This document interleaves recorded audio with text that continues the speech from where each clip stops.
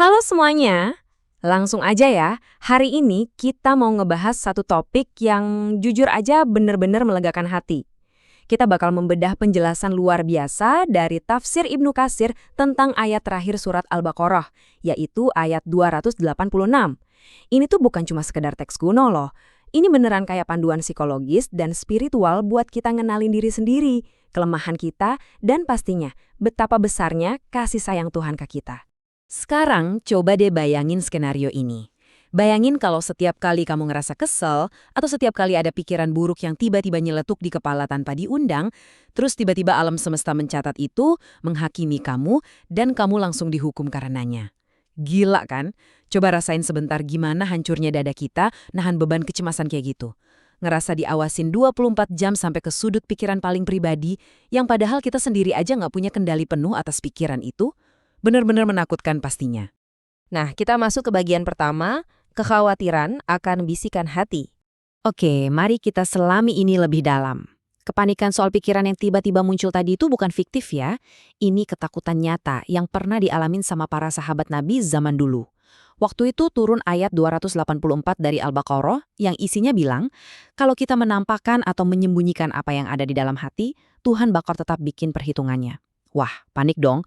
Para sahabat sampai ngerasa, mati deh kita. Siapa coba yang bisa ngendaliin bisikan hatinya sendiri? Nah, disinilah keajaiban revisi hukum, atau yang disebut nasah, terjadi. Ayat 286 ini turun ibarat hembusan napas kelegaan langsung dari langit. Ayat ini datang ngegantiin beban horor dari ayat 284 tadi, dan mastiin kalau kita nggak bakal dihukum karena bisikan hati yang emang di luar kendali kita. Lega banget kan? Lanjut ke bagian kedua ya. Batas kesanggupan dan keadilan ilahi. Di sini, suasananya berubah jadi sangat menenangkan. Allah tidak membebani seseorang melainkan sesuai dengan kesanggupannya. Ibnu Katsir ngejelasin kalau aturan fundamental ini tuh bukti mutlak kelembutan dan kasih sayang Tuhan buat kita. Tuhan itu paham banget sama desain ciptaannya. Dia tahu kalau kita, manusia ini, bawaannya emang terbatas, rapuh, dan gampang banget kewalahan. Makanya, beban spiritual atau ujian hidup apapun yang dikasih ke kita, dijamin nggak akan pernah ngelewatin batas maksimal yang bisa kita tanggung. Nggak akan. Terus, coba perhatiin deh pilihan kata di layar. Ini cerdas banget buat nunjukin keadilan ilahi. Untuk hal-hal baik, dipakai kata kasabat. Artinya, sekecil apapun niat atau usaha baik yang kamu lakuin, kamu langsung dapat pahalanya. Gampang banget.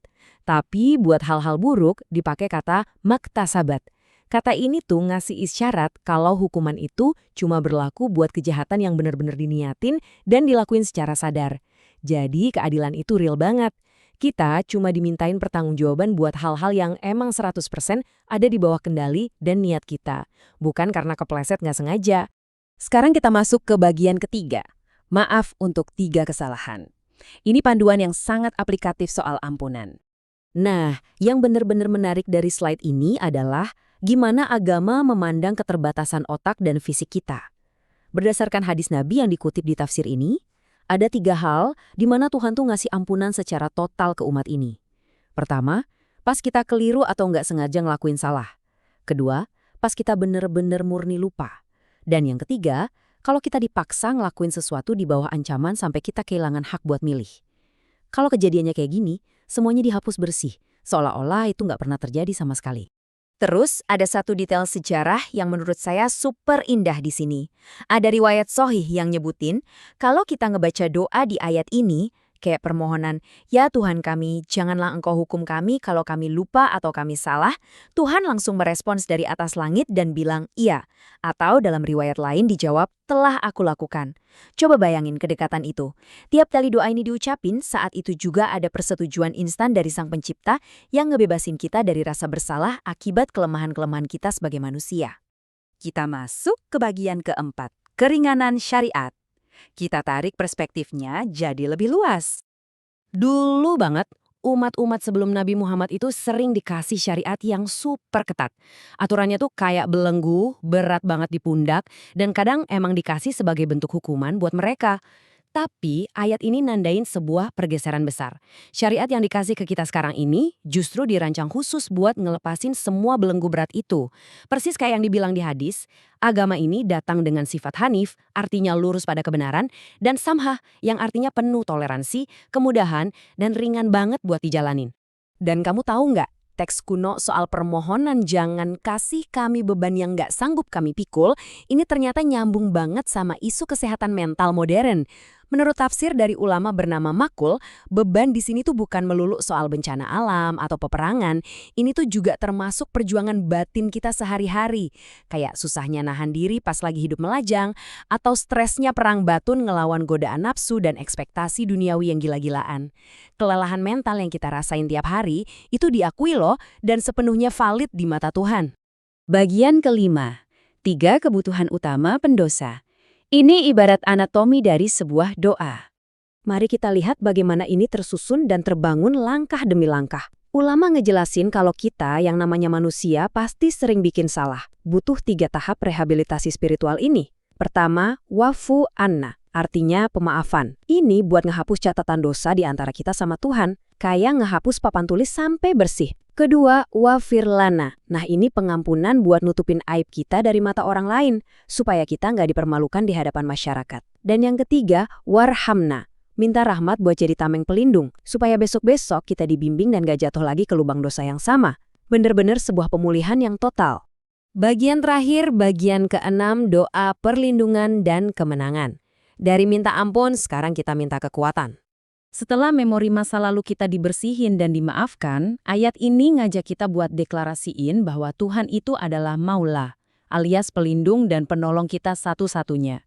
Ini tuh puncak dari penyerahan diri yang sesungguhnya. Di momen ini kita melepaskan ilusi bahwa kita ini yang pegang kendali penuh atas hidup kita. Kita mengakui kalau sebagai manusia, kita sama sekali nggak punya daya, kekuatan, atau kemampuan buat ngadepin tantangan hidup, kecuali kalau kita nyender dan berserah sepenuhnya sama pertolongan ilahi. Dan di permohonan penutup, kita nutup doa ini dengan meminta kemenangan ngelawan kaum yang menolak kebenaran. Permintaan tolonglah kami ini bukan cuma ngomongin perang fisik ya, tapi lebih ke harapan biar kita dikasih akhir yang terpuji baik di dunia maupun akhirat pas ngadepin mereka yang mengingkari keesaannya. Ini adalah permohonan agar kebenaran ditegakkan dan kita dikasih keteguhan hati buat terus berada di jalur yang benar. Jadi, poin krusialnya adalah ini. Ayat ini tuh bukan sekedar teks buat dibaca cepat-cepat terus dilupain. Ada satu anekdot sejarah yang dicatat sama Ibnu Jarir, kalau seorang sahabat besar, Mu'az bin Jabal, itu tiap kali selesai ngebaca ujung surat Al-Baqarah ini, dia selalu secara refleks berbisik, amin. Ini bukti nyata betapa orang-orang di masa itu benar-benar ngerasain kekuatan dari ayat ini. Bagi mereka, ini tuh ayat yang hidup, sebuah doa aktif yang sedang mereka panjatin detak demi detak. Perjalanan yang luar biasa ya. Dari yang awalnya kita merasa ketakutan setengah mati bakal dihakimi karena bisikan hati, sampai akhirnya sadar kalau Tuhan cuma ngasih beban sebatas kapasitas kita, plus Dia rela nutupin aib-aib kita. Pada akhirnya, ayat ini adalah tentang pelepasan. Jadi, sambil kamu merenungkan makna Al-Baqarah 286 ini, coba tanyain ke diri kamu sendiri. Beban berat apa, rasa bersalah apa, atau ilusi kendali macam apa yang selama ini mengikat kamu, yang sebenarnya udah siap kamu lepaskan ke tangan yang Maha Melindungi hari ini. Terima kasih udah menyimak dan belajar bareng saya kali ini.